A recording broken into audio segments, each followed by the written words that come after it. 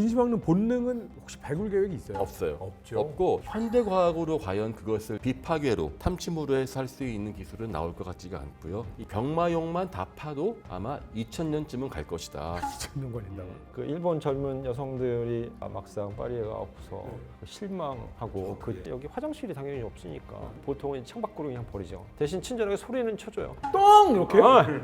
유럽은 화장실 정말 구하기 힘들어요. 근데 이제 유럽에 가시면은 맥도날드에서도 화장실 이용할 때 돈 받는 곳들이 있어요. 역사를 보다 재미있고 가깝게 전해드리고 싶습니다. 역사를 보다 진행을 맡은 허준이고요. 오늘도 네 분의 교수님들과 인사 나눠보겠습니다. 안녕하세요. 네, 안녕하십니까. 경희대사학과에서 고고학을 연구하고 가르치고 있는 강인욱입니다. 안녕하세요. 선무대사학과의 임승입니다. 안녕하세요. 상대 유럽연애 연구소의 박현노입니다. 안녕하세요. 한국이집학연구소의 광민수입니다. 네, 반갑습니다. 고고학자분들도 계시고 유럽 전문이시잖아요. 근데 갑자기 생각난 게 유럽은 남의 무덤을 많이 파기는 했는데 많이 팠죠, 유럽은 진짜. 본인들은 안 파였잖아요. 근데 유럽도 도굴이 있어요. 도굴이라기보다는 혁명 때 제일 많이 파헤쳤죠, 사실. 프랑스 혁명 때 도굴을 했어요. 그 당시에 뭐 왕들의 무덤이라든가 교회 성인들의 무덤들을 다 파헤쳤으니까 그때. 부장품들이 그쵸. 있어요. 있었는데 다 꺼내갖고서 뭐 다 흩어뜨리고. 그 정말 프랑스가 뭐 예를 들어 나폴레옹이 이집트 가가지고 뭘 해서 뭐 파헤쳤다 이런 얘기는 들어봤어도 프랑스 무덤이 파헤쳐졌다는 얘기를 들어본 적이 없는 것 같아요. 왕들의 무덤은 혁명 때 거의 대부분 다 파헤쳐졌어요. 어떻게 생겼어요? 프랑스 무덤은? 프랑스 무덤은 일단 묘지 자체가 사실 이게 문화의 차이인데 소각장이라든가 화장장 아니면 묘지를 어디에다 설치하겠다라고 하면 그 주변 주민 난리가 나잖아요. 근데 사실 프랑스 같은 경우는 다른 나라도 그럴 텐데 유럽에 거의 묘지가 사람 사는데 근처에 있어요. 그냥 동네. 네, 그다음에 특히 오래된 도시나 마을에 가면 마을 구조가 대부분 비슷해요. 가운데에 성당, 시청, 그다음에 성당 옆에 묘지. 왜냐하면 성당 옆에 묻히는 게 기독교인들한테는 안전하다, 사후에. 근데 묻히다 보면 더 이상 묻을 수가 없잖아요. 보통 이제 납골당을 만들기도 하고, 근데 자연스럽게 사실 없어지는 것 같아요. 일부는 또 없어지고. 계속 있는 게 아니라. 그렇죠. 예. 심지어 저는 영국에 있을 때 제가 이제 머물던 저희 집 방에서 한 15m 공동묘지가 있었어요. 근데 미국 영화 같은 거 보면 공동묘지에서 이제 손 나오고 여기서 막 이런 막 공포 영화 있잖아요. 그러면 유럽인들은 그것에 대한 공포가 없어요. 잘 없는 것 같아요. 이게 우리나라는 내가 보기 전설의 고향 때문에 서양 미국에서 그 무덤 뚫고 나오는 거는 좀비 영화 등장하고 나서부터이지 사실 그 전까지는 무덤이라는 것이 그렇게 험한 곳, 무서운 곳이라고 하는 인식은 없는 것 같아요. 우린 다 무덤이 이렇게 봉으로 돼 있잖아요. 그게 무서워서 그럴 거예요, 제 생각에는. 그러면 프랑스 왕들의 무덤도 이렇게 안 생겼어요? 보통 왕이 죽으면 왕의 장례 절차는 대단히 복잡해서 프랑스의 왕은 일단 죽지 않는다라고 이야기를 하거든요. 선왕과 그 다음 왕이 계승되는데 보통 단절이 있어야 되는데 이 단절이 없다라고 얘기를 해요. 사실 왕이 죽으면 일단 다 비워요. 그러니까 방부 처리를 뭐 이집트랑 비슷하네요. 레몬그라스, 뭐 바질, 뭐 이런 허브로 쫙 채우고 허브를 넣어요 여기다가? 네, 장기는 나눠요. 나눠서 심장 따로 뭐 해서 왕이 평소에 즐겨 가던 또는 아끼던 총애하던 뭐 수도원이라든가 아니면 지방의 교회나 이런 데 나눠주고 진짜 이집트랑 약간 비슷한 그다음에 면이 보통 심장은 파리 루브르 바로 옆에 있는 성당에 역대 왕들의 심장을 따로 모셔두는 곳이 있고 왕의 시신은 파리 북쪽에 있는 생덴이라고 하는 성당이 있거든요. 대성당 거기에 이제 쫙 모여 있죠. 근데 거기에는 사실 가면 볼 수는 있어요. 근데 실물은 못 보고 왕과 똑같이 생긴 인형을 만들어서 석관 위에 만들어 놔요. 그 밑에 석관에 석관 아래 이제 시신이 있었는데 프랑스 혁명 때 그걸 다 왜냐하면 왕정의 역사를 지워버리려고 했으니까 다 끄집어내죠. 그러면 이제 더 이상 프랑스의 왕의 시신 하나도 없어요? 그렇지는 않은 것 같아요. 일부 수습해 있고 용케 살아남은 것도 있고. 그러면 프랑스 왕의 시신이 있는 그 성당에 가면 레몬그라스 허브 향 같은 게 나요? 아니 왜 여기다 아니 채워놨다고 근데 해요? 그런 거는 저기 예컨대 그 사마르칸트에 있는 아미르 티무르라고 하는 유명한 군주의 무덤을 실제로 열었는데 여는 순간 이상 야릇한 향내가 막 피어오르면서 뭉게뭉게 연기가 피어올라서 귀신 같은 게 보였다. 근데 그 말이 맞는 말인 게 귀신은 아니지만요. 그러니까 내장을 빼는 건 다 공통인 게 금방 부패해버리거든요. 근데 아미르가 원정 중에 죽어요. 그렇기 때문에 뜨거운 데서 올라니까는 엄청나게 많은 약초를 다 때려 넣은 거죠. 그러니까 그쯤 되니까 여는 순간에 막 냄새가 났다. 했는데 아마 혁명 때도 아마 때려 부수다 보면 아마 그런 게 좀 나오긴 했을 텐데. 근데 유럽인들은 그 죽음의 이런 거에 대해서 예를 들면 성당에 제대가 있잖아요. 제대를 그냥 만드는 게 아닙니다. 제대는 항상 성인과 관계된 유해가 꼭 들어가야 돼요. 그러니까 죽음과 굉장히 밀접한 관계가 있죠. 저 처음 들어봤어요.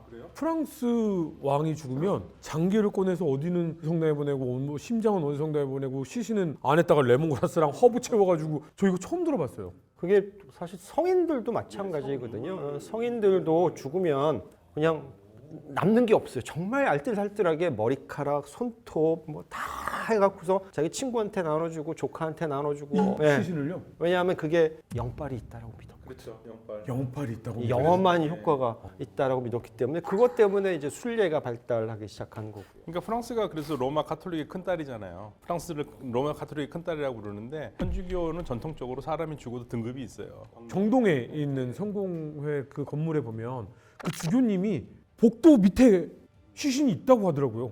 그 얘기 듣고 못 걸어 다니겠더라고요.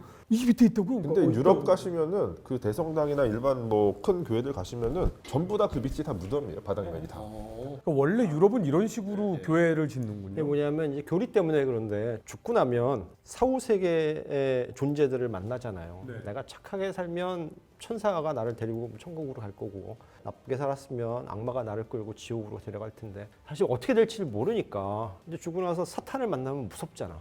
어디가 제일 안전한가를 찾는 거예요. 교회 옆에 묘지가 있는데 저기는 뭔지 불안해 보여. 근데 난 재산도 있고 사회적인 지위도 있고 그래서 교회에다가 재산을 뭐 헌납하고 나 좀 안전한 데다가 세대 및 그쵸 분양을 받는 거죠. 가장 안전한 곳이 네. 바로 교회 밑이다. 그러니까 저도 청소년기에 명동성당을 다녔는데 명동성당 지하 성당에 그 유해들이 있었어요. 그래서 거기 성당에서 미사는 무서웠어요. 저는 제 성당 들어가는 게. 발밑에 무덤 있다고 무서워하시는데 대부분의 우리 아파트들 뉴타운들 전부 다 공동묘지 밑이에요. 그래서 예컨대 저 학교에 있는 회기동 있지 않습니까? 원래 거기 조선시대 무덤이었거든요. 그리고 은평 뉴타운이었던 진관동. 그 원래 모든 우리나라 법은요. 모든 뉴타운이나 건설하려면 발굴을 해야 되는데 진관동에서 약 5,000개 정도 나왔어요. 조선시대 무덤이. 신내동은 200개. 그럼 다른 데는 안 나오냐? 다 나오죠. 저희도 그냥 발 자체가 다 우리 그냥 조상님들의 숨결이 같이 숨쉬고 있다. 있는 거죠. 그래서 지금도 그래서 항상 건설 들어가기 전에 굿은 항상 합니다. 굿은 항상 하고 들어갑니다. 사실 옛날에는 이게 보이지 않으면 그냥 다 건설을 했었는데요. 지금은 무조건 다 발굴을 하기 때문에 심지어는 일제강점기 때에 있었던 무덤들도 다 온전하게 발굴을 해서 모셔놓고 건물을 짓습니다. 진시황릉 발굴이 멈춰 있는 상태잖아요. 아니 하고 있습니다. 계속. 하고 있어요. 진시황릉 자체는 물론 안 건드리고 있는데 옆에 병마용들은 네. 계속 지금 조금씩 하고 있어요. 진시황릉 본릉은 혹시 발굴 계획이 있어요? 없어요. 없죠. 없고 굳이 한다면은 비파괴를 해가지고 위에서 탐침을 찔러서 하는 것들 할 수도 있는데 그것도 확실한 기술이 나오기 전까지는 할 수가 없고 기본적으로 이 높이가 70-80m고 아마 지하까지 합치면 100m 이상 뚫어가야 좀 나오기 때문에 현대과학으로 과연 그것을 비파괴로 탐침으로 해서 할 수 있는 기술은 나올 것 같지가 않고요. 그런 말 유명한 말이 있어요. 이 병마용만 다 파도 아마 2000년쯤은 갈 것이다. 짓는 거니까. 예. 근데 그쯤 되면은 땅을 파는 우리 고고학자가 유물이 되어 있을 것이다. 예.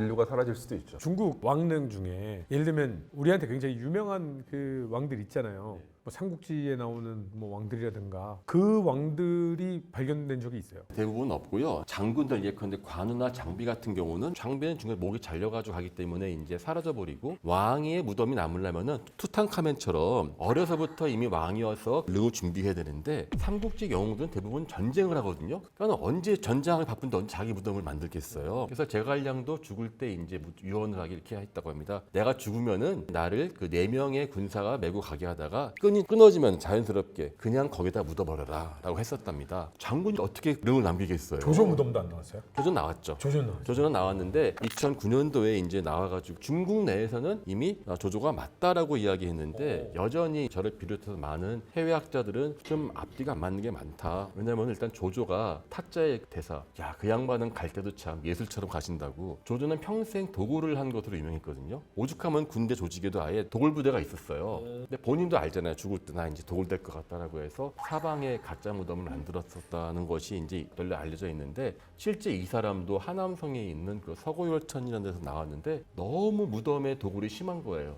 아예 구멍이 뻥 뚫려 있고 사방에서 이제 마치 무슨 독을 실습 나온 사람처럼 막 들어가서 하고 나중에는 하다 안 되니까는 벽에 이제 화상석이라고 했어요. 벽체에 붙어 있는 그림들까지도 떼오는 거예요. 그래서 발굴을 했는데 그 밑에 바닥에 유물들은 거의 나온 게 없고 이렇게 유물 오면은 태그처럼 있지 않습니까? 돌로 만든 석표가 있어요. 거기에 이제 위 무왕이 여기 묻혀 있다. 뭐 해가지고 이제 조조가 맞다라고 하는데 저는 좀 그게 왜 이 사람이 살아있을 때의 명칭과 죽어있을 때 명칭이 같이 있어요. 태그에. 그렇기도 하고 유물도 없이 태그만 수십 개 깔려 있다는 거는 어쩌면은 그 도굴꾼들의 눈을 홀리기 위해서 넣은 걸 수도 있고 한데 어쨌거나 현재로서는 그것이 조조가 맞다라고만 되어 있죠. 올해 이제 올림픽이 개최가 되는 해입니다. 파리에서. 시끌벅적해요. 근데 파리가 항상 보면 엑스포라든지 뭐 굉장히 큰 행사를 하면은 가장 먼저 혹은 가장 화려하게 전 세계 이목이 주목받을 때 뭔가를 하는 걸로 좀 유명하잖아요. 파리 시민들은 좀 그것에 대한 자부심이 좀 있죠. 있죠, 당연히 있죠. 자기네들이 세계 최고의 문화 수도라는 자존심은 분명히 있어요. 근데 왜 본인들이 그런 마음이 있으면 전 세계인들이 왔을 때 좀 친절해야 되는 거 아니에요? 왜 제가 느끼는 감정은 파리 사람들은 좀 불친절하다라는 좀 제가 선입견을 파리 사람들의 가지고 있는 생각은 뭐 그게 싫으면 오지 말든가. 거예요. 아니 그러면 안 되는 거 아니에요? 너 오지 않으면 딴 사람들 올 사람들 많다 이런 거죠. 아 배짱 장사군요. 그 정도 배짱은 있는 것 같아요. 아 장사가 너무 잘 되니까. 기분 나쁘시면 뭐 어쩌겠어요. 기분 나쁘시면 런던을 가시면 됩니다. 근데 영국보다는 왠지 간단하고 그렇죠. 한다면 예. 그러니까 그거를 파리 사람들도 알아요.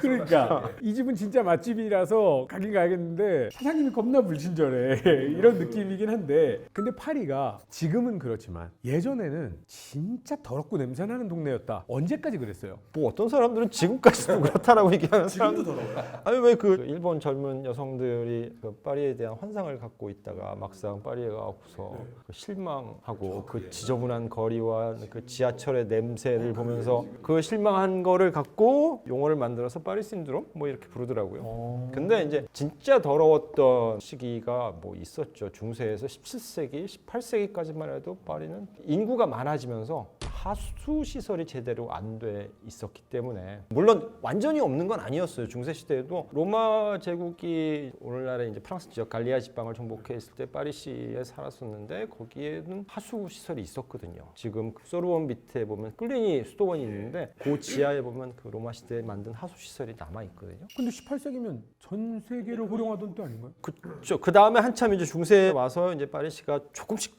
커져요. 처음에는 이제 시테 섬이라고 하는 작은 섬에 있다가 이제 강 북쪽으로 올라가서 저희 지금 루브르 박물관 서쪽 끝 사실 이게 12세기, 13세기까지만 해도 파리시 경계가 거기였어요. 그러니까 루브르라고 하는 이 박물관의 외벽은 지금은 도시 한가운데에 있는 이제 왕이 살던 성으로 알려져 있지만 한때는 그게 시의 경계였던 때가 있었거든요. 그러니까 파리시가 조그만했어요, 되게. 근데 인구도 많지 않았고, 근데 면적이 넓고 인구가 많지 않으면 문제가 안 돼요. 근데 면적이 좁은데 이제 파리가 정치적으로 경제적으로 중요해지기 시작하고 그러다 보니까 사람들이 몰려들기 시작하고 프랑스라는 나라에서 처음부터 끝까지 파리는 항상 수도였어요. 그렇죠. 그러다 보면 사람들이 많아지는데 가장 큰 문제가 이제 인간의 몸에서 나오는 배설물들, 오폐수들. 사실 쓰레기는 제가 보기에는 많지 않았을 거예요. 왜냐하면 먹을 게 그렇게 풍족한 시대가 아니잖아요.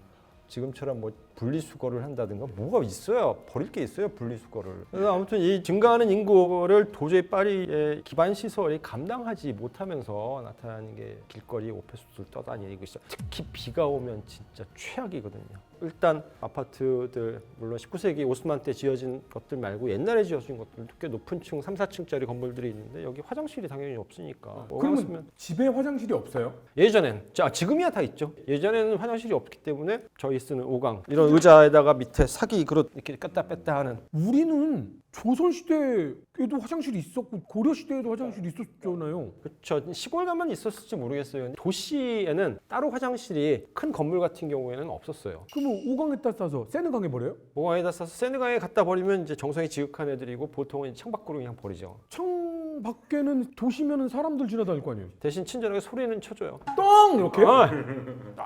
똥 하고 그러면 이제 지나가면서 싹 피하기도 하고 망토를 이제 쓰고 있다가 탁 가리기도. 망토로 막는다고요? 그러니까 그 위생관념이 지금은 정말 깨끗해진 거예요. 사실 위생관념 때문에 인간의 몸이 더 허약해졌다는 사람들도 사실 있거든요. 그럼요. 중세 유럽인들이 망토와 모자와 우산을 갖고 다닌 이유가 똥 막으려고 그런 거예요? 누군가가 그렇게 해석을 하더라고요. 그러니까 귀부인하고 같이 가고 있는데 그래서 갑자기 창문이 낑 열리는 소리가 들리면서 똥 그러면 피하더라도 이게 땅바닥에 추락해서 철퍼덕 칠 수도 있잖아. 그러면 이제 가려야 되니까. 그래서 망토를 입기 시작했다라고 이야기하는 사람들도 있고, 그 다음에 최악이 뭐냐면 이제 마차하고 말이 다니니까 뭘 있지? 비가 오면. 그래서 이제 콜레라가 주기적으로 창궐을 하는 거예요. 도시는 위생 상태가 되게 안 좋고, 그 유명한 영화인데 향수라고 하는 영화가 있었을 거예요. 거기에 보면 파리의 옛날 모습 나오는데 어시장들 있거든요. 생선들 막 냉장고도 없고 얼음도 없는 데서 생선 썩는 비린내, 썩는 냄새, 생선 내장 그냥 막 갖다 버리고 그걸 한꺼번에 모아서 뭐 도시 외곽으로 처리하면 상관없는데 그냥 물에 씻어서 샌드강으로. 그러니까 샌드강이 지금은 많이 깨끗해졌지만 예전에는 진짜 더러운 강이었을 거예요. 아마. 그러다가 이제 꼴을 보다 못하고 나폴레옹 3세 때 나폴레옹 3세가 이제 오스만 남작이라는 친구를 임명해서 네가 한번 해봐. 싹 가라. 없죠. 일단 좁은 길 다 없애고 헐어요 진짜. 건물을 헐고 대로 만들고. 근데 거기에 살던 사람들은 어디로 가냐면 이제 저쪽 18구 파리 외곽 지역으로 쫓겨나고. 그러면 우리나라 재개발할 때처럼 그때 네. 막 우리나라 왜 달동네 그렇죠. 예. 그래서 다 쫓겨나고 대신 대로 만들고 원칙이 있어요. 길을 만들면 좌측과 우측의 건물 높이가 같아야 한다. 오스만식 건물들 보면 되게 모양새가 다 비슷비슷하거든요. 근데 그런 통일감이 오늘날의 관광객들에게 와 근사하다, 되게 안정감 있다, 뭐 이런 심리적인 영향을 주는 거죠. 그 다음에 도로 하나가 끝나면 반드시 뭐가 딱 보이게 만들어요. 예?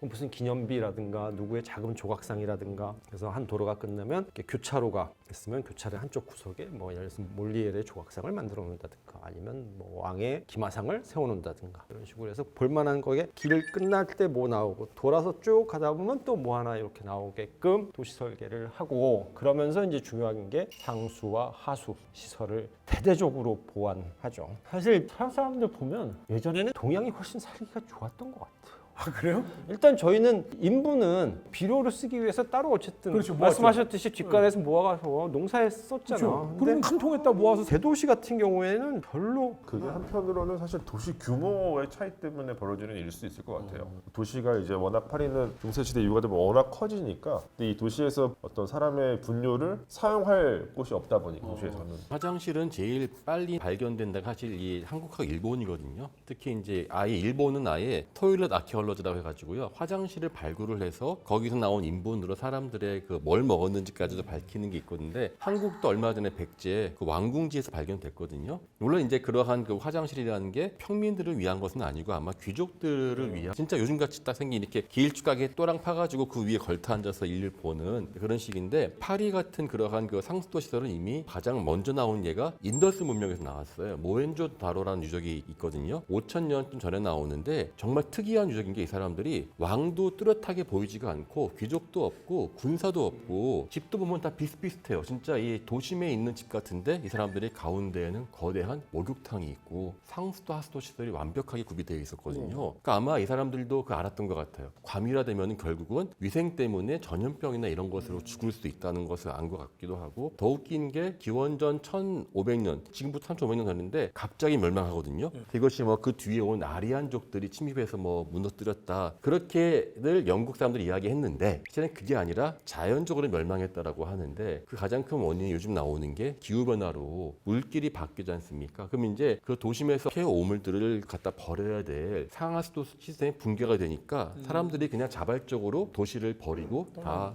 도망갔다. 예, 그러니까 이게 어떻게 본다면은 파리같이 그렇게 어떤 사람들이 막 고통받을 정도로 하지 않고 그 전에 미리 도망갈 정도로, 어떻게 본다면 상하도 시설은 그 인더스 문명의 필수였던 것 같아요. 그러니까 사실 이집트는 상하수도 시설이 굉장히 대규모로 확인되는 사례는 그렇게 많지 않아요. 그 이유는 두 가지인데, 이집트는 일단 첫 번째로는 취락이 도시 형태로 막 대규모로 발전하지가 않아요. 그러니까 보통 그런 시설이 있다고 하더라도 그냥 소규모로 이제 만들어졌을 것이고, 또 이집트는 취락들은 거의 대부분 다 강가에 만들어지거든요. 그렇기 때문에 굳이 그런 시설이 없어도 강이랑 인접해 있기 때문에 그 강을 사용할 수가 있었죠. 근데 이집트에서 한 가지 굉장히 특수한 어떤 그 추락이 나타나는 사례가 있는데 요거는 이제 그 텔 엘 아마르나라고 하는 지역에서 아주 일시적으로 한 20년 정도 집중적으로만 사용되었었던 그 도시 유적이 있어요. 아케나텐이라고 하는 파라오가 수도를 이전하면서 새롭게 지은 도시인데 여기에서는 놀랍게도 물론 귀족들의 집이에요. 집 내부에 수세식 화장실도 설치가 됩니다. 수세식 화장실이요?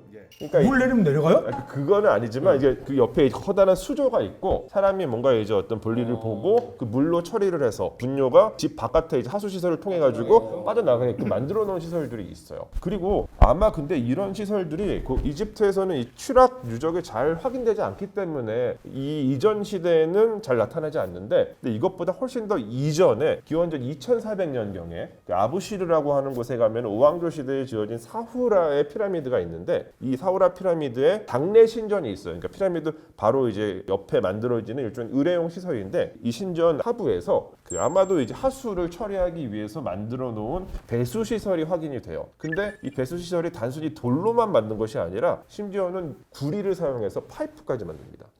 기원전 2400년경에 구리로 만든 파이프 시설까지도 이제 이집트인들은 사용을 했었던 것 같아요. 이집트가 철기로 안 넘어가서 그렇지 돈까지는 굉장히 사랑했잖아요.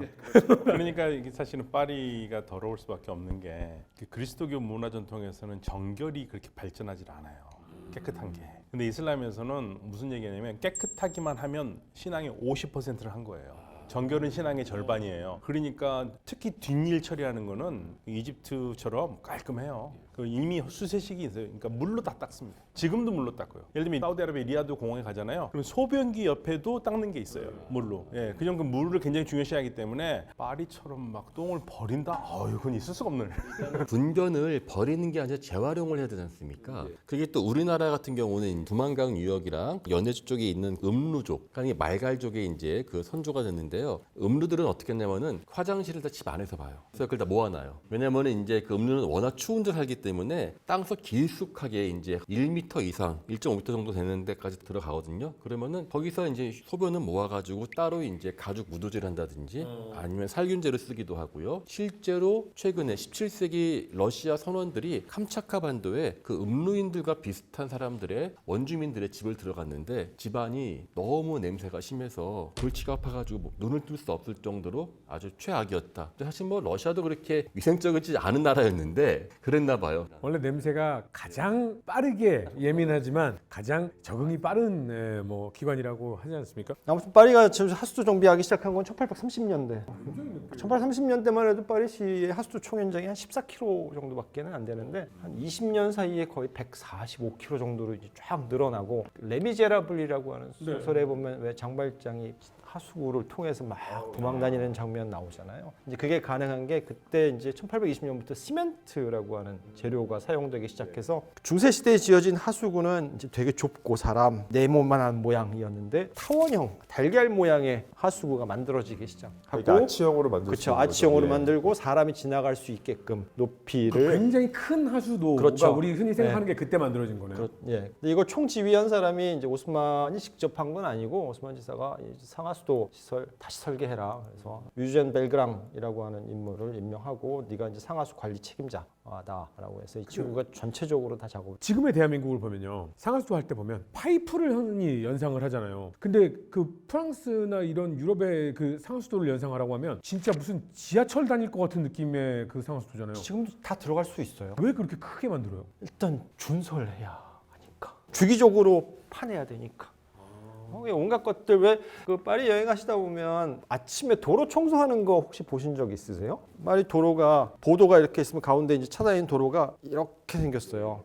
가운데가 높고 사이드가 낮고 그러면 일정한 간격을 두고 하수구가 이렇게 있어요. 그러면 청소차가 쭉 지나면 물을 뿌려요. 다 글로 쏟아 버려버려요? 다 쏟아 내려가는 거예요. 그럼 이제 그 한쪽에서 그걸 거르기도 하는데 이게 결국 쌓이거든요. 하수구의 바닥에. 그럼 주기적으로 사람들이 내려가서 청소하고. 그러니까 모든 걸 다 일단 밑으로 떨군 다음에 밑에서 청소를 하는 느낌이에요? 되게 재미나서 그 관광 코스로도 사람들 이용하기도 하고. 그 밑에 들어가요? 네, 들어갈 수 있어요. 관광객들도 일부 구간은 들어가서 개방하기도 하고. 파리에도 또 카타콤도 되게 유명한 관광 코스인데 지하 무덤. 파리에도 지하 무덤이 있거든요. 그래요? 네. 근데 지금 대한민국에요. 뱀을 잡는 게 불법이래요. 근데 그러니까 시골에 계신 노인분들이 가끔씩 독사나 이런 것 때문에 정말 곤란한 경우가 있다고 하더라고요. 환경보호나 이런 것 때문에 축점사나 이런 것들을 잡지 못하니까 굉장히 힘드신 거나 무서운 경우가 있다고 하더라고요. 그럼 어떻게 해요? 근데 못 잡는데요. 119를 불러야 되나? 그렇죠. 담당하시는 전문가분들을 뭐 부르는 수밖에 없다. 근데 집에 계시다가 갑자기 이제 뭐 나타나거나 만나면은 이제 무서운 경우가 있다고 하더라고요. 근데 프랑스에 쥐가 강아지만한 쥐들이 돌아다닌다면서요. 그래서 라타뚜이라고 하는 만화 영화가 괜히 나온 게 아니라니까.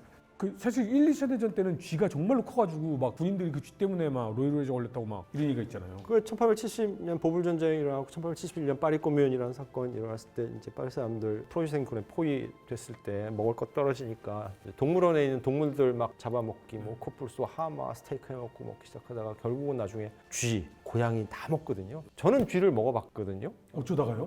아, 남미에서 물론 이제 식용쥐, 요만한 쥐들 말고 기니피그라고 하는 요만한 쥐 있어요. 뉴트리아 막 이런 네. 느낌. 네. 그래서 그거 페루 리마에서 대학가 앞을 이렇게 지나가고 있는데 우리나라 왜 그 예전 대학가의 감자탕 집에 보면 밑에 연탄통이 있고 솥 이만한 거에서 시뻘건 국물 막 부글부글 끓고 있는 딱 그건 거예요, 색깔이.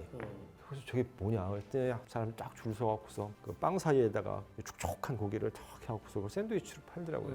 먹어보겠다고. 그래서 이게 무슨 고기냐고 그랬더니 아 그거라고, 기니피그라고. 먹었는데 괜찮아. 뭐 그건 네, 식용쥐니까. 뭐 예. 그러니까 좀 작다 뿐이지 요리하기가 그죠? 귀찮아서 그렇지 네. 많이 먹었을 것 같아요. 그다음에 잘 먹으면 쥐들도 꽤 커지거든요. 미국 쥐들도 굉장히 크다고 그러는데. 유럽에서 그 잘 먹은 쥐들은 진짜 강아지만 해준다고 하더라고요. 근데 지금 프랑스에서 그 쥐를 보호하자는 움직임도 있다면서요. 네, 저도 뉴스에서 봤어요. 그 굉장히 소수 의견 아니에요? 그래요? 근데 프랑스가 원래 그런 거 뭐 동물 보호 이런 거에 되게 또 앞장서는 나라 아니에요? 다른 나라 사람 보호나 잘하지. 갑자기 그 우리나라 드라마 생각나는데 암세포도 생명이다 뭐 이런. 하여튼 동물 챙기는 나라도 치고 다른 나라 인권 챙기는 나라를 못 봤어요. 프랑스가 마지막까지 식민지 예, 사수하려고 했던 그 나라. 사실 지금도 사헬 지역에서 가지고 있는 그렇게 했다가 지금 러시아한테 밀리니까 지금 우크라이나 전쟁에서 러시아한테 지금 그 화를 내고 있는 게 프랑스거든요. 근데 쥐는 공포스럽지 않습니까? 저는 우리나라 쥐는 너무 공포스러운데 저 캐나다에서 쥐를 봤는데 작아요. 정말 그 생쥐 같은데 우리 쥐는 무서워요. 저는. 우리 쥐는 사실 영어로는 렛이라고 그러잖아요. 렛. 그리고 미국이나 캐나다에 있는 그 쥐들을 마우스라고 그러고 좀 다른 것 같아요. 종이 달라요. 종이죠. 예, 예. 저희는 톰과 제리 세대거든요. 그래서 거기 나오는 쥐는 별로 징그럽거나 그렇지도 않아서 거기 통과질에서는 안 징그러운데 우리 실제 우리나라에서는 쥐가 무섭지 않습니까? 들쥐. 네, 사실은 저희가 쓰레기장 되게 저희는 폐기물질 되게 많은데 고고학자들에게 쓰레기장은 보물창고다. 쓰레기가 버려진 곳이 고고학으로 발견된 게 있어요. 많죠. 바로 그 조개무지, 폐총. 아, 엄밀히 말하면은 조개무지는 그냥 쓰레기장인데 조개 뭐 드시면 알지 않습니까? 조개는 배불리 먹으려면은 이만큼을 먹어야 되거든요. 그러니까 매일 막 쌓이죠. 근데 그것이 조개만 버리는 것이 아니라 각종 생활 쓰레기를 같이 버려요. 근데 조개가 또 좋은 게 이게 칼슘 성분이 많기 때문에 엔간하면 썩어 없어지는 나무뼈 같은 것도 거기 잘 남아 있거든요. 그러니까 저희는 정말 그게 고맙죠. 그래서 바닷가에 있는 집자리에서 옆에서 파면은 고고학자들에게 조개무지는 정말 발굴하기 어려워요. 층이 정말 복잡하고요. 이물이 많거든요. 저도 해봤는데 저 전남 벌교에서 그 저희끼리 이야기할 때 폐총 발굴을 할 줄 안다. 그러면은 야 너 정말 발굴 잘하는구나 할 정도인데 그렇기 때문에 저희는 이제 오히려 더 쓰레기통이 중요하고 아마 몇천 년 뒤에 되면은 서울에서 가장 팔만한 데는 상암동이 아닐까. 그래서 아마 중동에서는 레바논일 겁니다. 레바논? 네, 왜요? 쓰레기 대란이 항상 일어나고 있거든요. 사실 이 쓰레기는 지금 현대 이집트도 마찬가지로 엄청나게 여기저기 많이 쌓여 있고요. 아까 이제 제가 말씀드렸던 그 아마르나 지역의 그 추락에서도 이게 이제 추락 패턴이 되게 이게 정형화되어 있는데 그래서 정확하게 어떤 구역에 어떤 계층의 사람들이 살았는지를 판단하는 게 어려운 경우들이 있어요. 근데 그럴 때 주변에 쌓여져 있는 이런 쓰레기 더미를 이제 조사를 해보면 이 생활 패턴이 나오거든요. 그러니까 뭐 뭘 먹었는지, 뭘 사용했는지 이런 것들이 나오기 때문에 굉장히 많은 고고학자들한테는 정보를 주는 곳이다 이렇게 말씀드릴 수가 있어요. 쓰레기통은. 혹시 프랑스 가서 이번 올림픽 때 또 한국 분들 중에서도 가시는 분들 많이 있을 거잖아요. 선수단 뭐 관련되신 분들은 가시겠죠. 저희 같은 사람 못 가요. 너무 비싸갖고서 지금 올해는 프랑스 가지 말라고 그러더라고요. 너무 물가가 비싸서. 아 그래도 또 호텔비 숙박비가 거의 6배가 올라가. 로망이 있는 분들은 또 이제 목표로 하시는 분들이 있을 텐데 혹시 가가지고 요거 하나 좀 생각하면 참 그래도 팁이 되겠다라고 하는 게 있을까요? 파리에 여행 가서요. 근데 이제 여행에 자기 취향이 이제 중요한데 뭐 먹는 거를 좋아하시는 분들이라면 정말 자기 스스로 세운 장벽들을 좀 낮추셨으면 좋겠어요. 그다음에 그 더러움이라고 느끼는 것들 있잖아요. 왜 아까 제가 처음에 이제 일본 여성들 파리에 가서 결국 그게 다 인간 머릿속에서 나오는 거거든요. 박 교수님 쥐 무섭다고 하셨는데 그것도 사실 쥐가 나한테 잘못한 거는 아니고 인간들이 스스로 그 쥐에 대해서 어떤 뭐 개념을 자꾸 부여한 건데 이제 그 틀에서 조금 벗어나려는 노력을 하면 조금 더 많은 게 보이지 않을까. 이걸 자꾸 여행 가서 우리나라는 이런데 여기는 이러네라고 하는 그런 얘기 하시는 분 되게 많거든요. 일단 프랑스는 더럽다라고 생각을 하고 가야 되는군요. 냄새가 좀 나요. 무슨 냄새가 나요? 그 사람 몸에서 나는 냄새고 지하철 역사에 가면 지린내. 쉽게 얘기할게요, 지린내. 아 소변을 많이 네, 지린내 많이 이게 나요. 그 중세 시대 그 유물이 아직 남아 있군요. 오줌 이게 그거는 아직 남아있군요. 아니고 그냥 뭐 현대 파리 사람들이 이제 아무데나 싸주려고 한 그 냄새들. 지하철 청소를 한 달에 한 번 안 하는 것 같아요. 청소를 안 해요? 역사 청소를 그렇게 잘 안 해요. 그리고 이게 지하철에 화장실이 없어서 그럴 수도 있을 것 같아요. 지하철에 화장실이 없어요? 유럽은 화장실 정말 구하기 힘들어요. 화장실 인심이 진짜 박해요. 그래서 보통 유럽에 가시면 이제 맥도날드를 주로 많이 이용하시는데 희한한 나라네. 요즘은 맥도날드하고 스타벅스. 근데 이제 유럽에 가시면은 맥도날드에서도 화장실 이용할 때 돈 받는 곳들이 있어요. 그러면 빅맥을 사 먹고 화장실 가려면 돈 내고 들어가요? 그러니까 마음 편하게요. 돈 6배 쓰고 냄새 나고 사람들 불친절한 프랑스 파리를 가지 마시고 훨씬 아름다운 몬트리올 퀘벡으로 가십시오. 아 도깨비의 그 고향. 네, 퀘벡. 예. 거기 가도 프랑스어 쓰고요. 노트르담 성당 같이 똑같이 생긴 퀘벡 노트르담 가려면 성당 있고. 24시간 걸려요. 저는 그래도 파리를 갈 것 같아요. 세계인들이 대한민국 알면 얼마나 좋을까? 화장실이요? 걸어서 2분 거리에 어디에나 깔려 있어요.